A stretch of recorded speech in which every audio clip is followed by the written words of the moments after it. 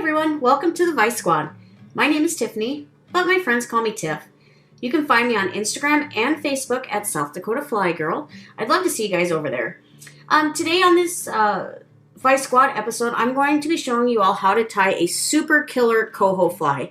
Now, this fly does work for sockeyes, even steelhead that are in the system. I've had them hit this fly, so super effective fly for Alaska on the Kenai Peninsula. So anybody who's heading that way, I highly suggest you have some of these in your box, and you can tie them in different colors, and we'll go over that here shortly. But so in my vise, I have a micro shank. You can tie this in a medium or even a large if you want, a bigger fly, but I do like it in the micro. So we're going to get our thread started. I'm using 210 denier just because I need that strength to be able to really crank down on this this fly and the materials. So we'll go ahead and get this started. I do use a little bit of a tail. It's just kind of a habit to guide my thread down the shank. And you don't have to stress too much about covering everything completely, because we do have materials that we're going to be adding to this. So go ahead and run that to the back there. Okay, so the next thing we are going to add, because obviously you can see there is no hook on this, and we kind of need one, don't we? Is we're going to add our, they call this intruder tailing hook wire. Personally, I'm getting to the point where I prefer to use like 20 to 25 pound tests, because this stuff comes sometimes as kind of a pain in the butt to bend to get through the actual eye of your hook. So go ahead, and if you just choose to put your hook on, some people will put their hook on before, some people will just tie this on and add their hook once they get to the water. Only thing, if you're going to add your hook when you're out there, is make sure you're tying in enough space between where you've tied it in and the back, so that you can actually get a hook in and wrap it around. So when I have my hook on, how I estimate how long I want it is about the length of the shank. So we'll put it right about there. And you can just do a few loose wraps and then crank down. And again, it doesn't have to be super covered, as you can tell, because we are going to go back over it. So before I do anything else, I'm going to give you guys a little hack or a trick, because my fingers hate me by the end of tying these. So I take a little piece of cork and I put it right over that, because I just get tired of catching my fingers on this. So another tip, or I guess reasoning of why I tie the way I do tie this particular, is I like the point up. Some guys, gals, prefer to have it running this way. For me, I prefer it up, and for a few reasons. When you're fishing for fresh sockeye or coho salmon, a lot of times they're running underneath the, I call them tomatoes. It's when the sockeyes start turning that bright red, and they're just getting ready to spawn and die. But they kind of are further up in the column, and you are going to snag the crap out of them. And I've found that I don't snag as many if it's riding up. So as it's going through the water, it's not this way to catch on their backs or a fin. For one, you don't want to be targeting them. We want to leave them alone. They're there to do their thing. Two, they will 99% of the time take your fly, bust you off, and then you're having to retie. So it's just personal preference. That's the way that I like to do it. All right, guys. So as you can see, we've got quite a bit of extra here, and you want that. With these flies, all your pressure is going to be back here. And you don't want this sliding out, on a big fish and leave you crying on the bank, because I've been there before. So what I do is I work with these one at a time. I just bring them back, capture them. And again, it doesn't have to be pretty. This fly really isn't a pretty fly. You don't want to spend a ton of time because like I said, you're gonna lose these. You're gonna lose them. They're gonna get caught on the bottom, on the back of a pink or you know, blushed out sockeye, and they're gonna it's gonna break you off and you're gonna be gone. So you don't want to take a ton of time on these. They aren't the prettiest fly, you know, but like Ed Ward says, if I wanted to fish pretty flies, I'd drink scotch and smoke cigars. So so we're gonna go ahead and wrap this back and just really cinch down on that. Okay.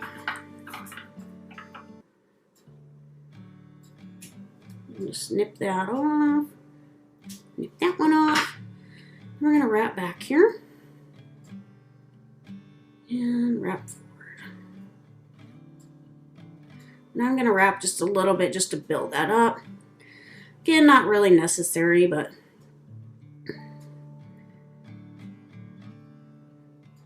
perfect. Okay. So our next step is going to be putting a set of barbell eyes on. Again, you know, I have even tied these with like large barbell eyes because this fly, you're going to want to dip to the bottom. We don't want it, you know, to finesse and go slower. We want that sucker to get down to where the fish are that we're wanting to catch and not higher up in that column, snagging the fish that we really don't want. And they do hang out quite a bit together. So I have made this mistake myself, so I just wanted to point it out. You know, as I'm busting these out, I will catch myself tying my eyes on the top. And obviously what's going to happen is as soon as it drops in the water, it's going to turn. And we don't want our stuff, you know, in the water column like that. So you're going to want to tie them at the bottom. And if you have a rotary vise, super easy to spin that over. Drop your eyes. And for me, this has never gotten easier. So just kind of hold on, try to get your thread on, make wraps, and then counter wraps. And so you're just doing kind of a figure 8. And we will go back and run thread through these so you don't have to be overabundant on it. So, all right. And then we're going to wrap back.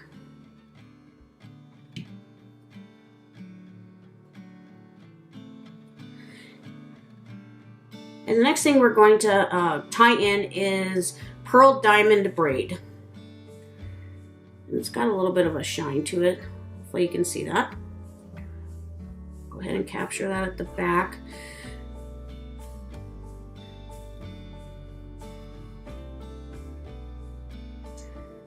And I am going to go ahead and put some, I use hard as whole, but you can use like hard as nails. You can use super glue, Sally Hansen's stuff, whatever you prefer. It just gives it a little bit more strength. It kind of keeps that wire down. So, and I like to put it on like right before I start wrapping this because it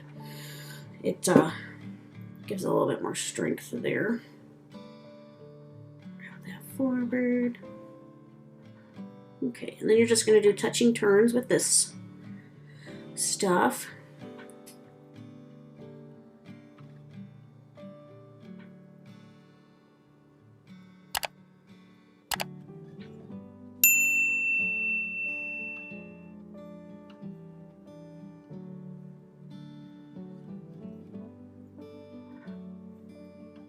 Bring that back and just cinch it down.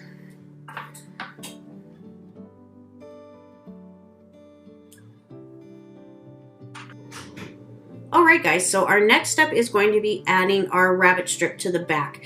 I just want to take a few moments and speak in reference to some different types of rabbit strips. When I very first started tying, I hit my local fly shop and was so excited, was grabbing all these colors, and got home and realized I had purchased a whole bunch of crosscut or zonker strips is what they would call them. And so what the difference is between, say, a regular cut and a zonker or crosscut is they're cut so that as you are tying, say wrapping it around your fly, it sits a little bit better than say one like this that's just gonna be like that. And then also I wanted to point out that there are your basic cut rabbit strips. As you can see, these are just a basic, and then these are the Magnum. So they're just a little bit wider, which in turn gives you a little bit more you know, fur. So I do like to use the Magnums on these, only because I like just a little bit bigger of a profile. So a little hack that I learned from watching many awesome fly tyers is to go ahead and take the front of your strip that you're going to be tying in and go ahead and cut a V in it.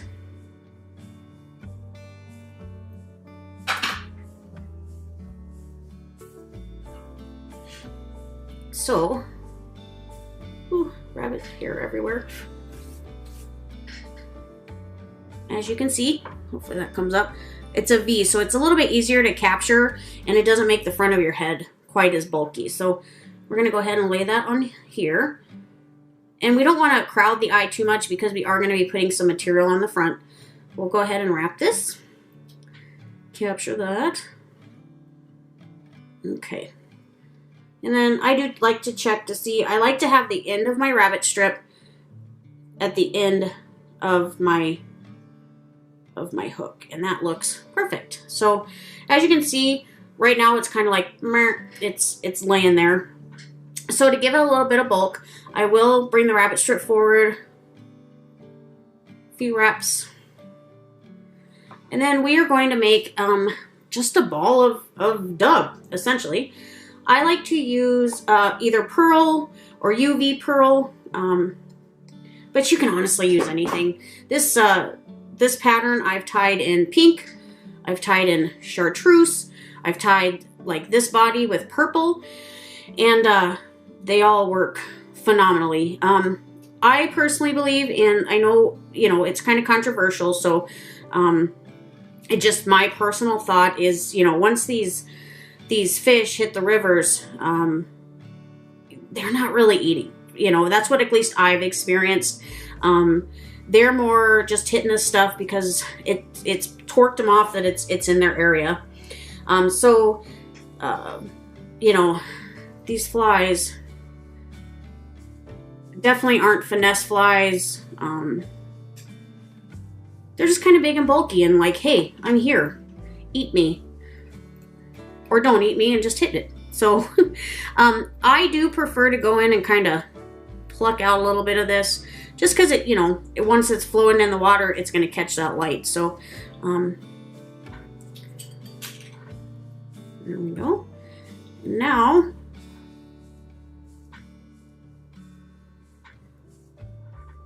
there we go.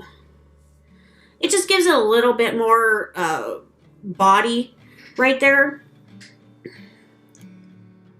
A little bit more flash. So the we're actually ending getting to the end of this fly. So you can whip these out. I mean, I can do a dozen in a half hour easily.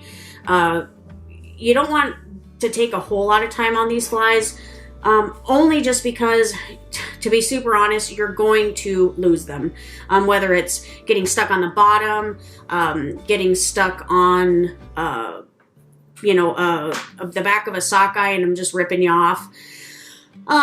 You know, and I've even had big coho that, you know, they get foul hooked and they'll bust you off too. So, you know, you don't want to take, you know, a half hour on a fly and end up losing it. So, so yeah, this is a super effective but super fast fly here. So, all right, guys, so we are almost to the end of this fly. Our last material we are going to tie in is Marabou. So I usually use white for this one, but you can use, honestly, any color you want. I've done them in pink. With my chartreuse ones, I'll do a chartreuse, you know, Marabou, or do white. So it's really up to you. So you just find a clump out of your Marabou. So when you pull it out, you kind of have this scraggly part down here. And so I go ahead and just nip that part off, because you don't want to tie from this end. You're going to want to tie from this end. Obviously, as the feather goes down, the shaft gets a little bit tougher. The front part is a little bit more pliable. So also, you're going to want to kind of look at the way the feathers are going, and you want it to kind of go more towards going towards the back, versus if you turned it this way, you can see the fibers are wanting to go forward. So we're going to go ahead and just grab the front. Some tires do snip this off and then we'll just tie right at that V, but I honestly just tie this part in because it's just easier. It's easier to catch it. So I will do a couple wraps and then I will grab that and just tie back. And anybody who's worked with Marabou knows it's a love-hate relationship for most of us tires. So as you're turning it,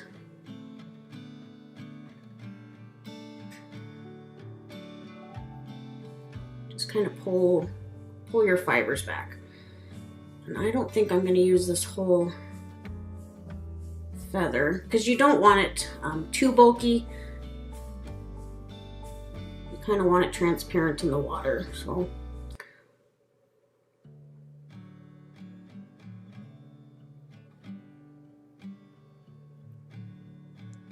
I think that's about good. So I'm just gonna take your thread, catch that. It's gonna look like a hot mess there for a second, and don't worry about these fibers too much until you get this really cinched in, otherwise you'll lose that tag. Alright, then I go in and just find that end, snip it off. Okay. Now it looks like my hair in the morning. So what you do is you kind of pull all those fibers back and you just start capturing them. And I do make kind of a little head on this fly. And as you can see, it's captured them and they're going all in the right direction. Like I said in the earlier part of the video, I do go ahead and wrap this front some more and really make a head on it. So, all right, guys. Well, we're going to go ahead and whip finish.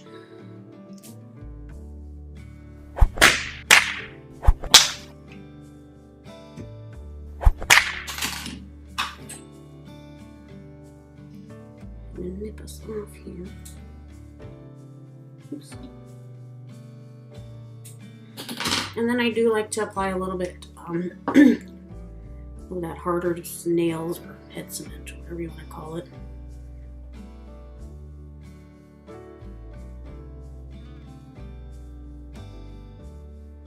Alright guys, and there you have it. Super simple.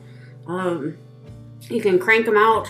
You know, like I said, I can do probably about a dozen an hour, and you definitely are going to want to have quite a few. I'm notorious for giving people flies on the river too if I see them struggling, so I make sure to have a couple extra. But I want to thank you all for stopping by and watching today's fly tying segment with me. This was my first fly tying video ever, so if you have any suggestions, by all means, go ahead and put them, excuse me, in the comment sections. I can only get better from here, right? Please give this video a like, and if you don't already subscribe, I don't know what you're waiting for. There's not just me, but a few other tires and some other awesome content. So go ahead and hit that subscribe button now. And please don't forget to smash that reminder bell so you'll be one of the first to know when new content drops. If you're in the market for some gear, make sure to head on over to fishingandoutdoors.ca for my Canadian friends, or fishingandoutdoors.net for my fellow US friends. I will be back to hang out with you guys and gals every Monday with a new tying segment. I am a pretty diverse tyer, so you'll see flies you know, from this size all the way down to little midges and such. So if there is something you guys want to see, by all means, drop it, and I'll see what I can do for you guys there. But in the meantime, you can always check out my fellow Fly Squad tyers, Ryan and Justin. They are always tying up some great fly patterns. I'll see you all next week. Tight lines, my friends.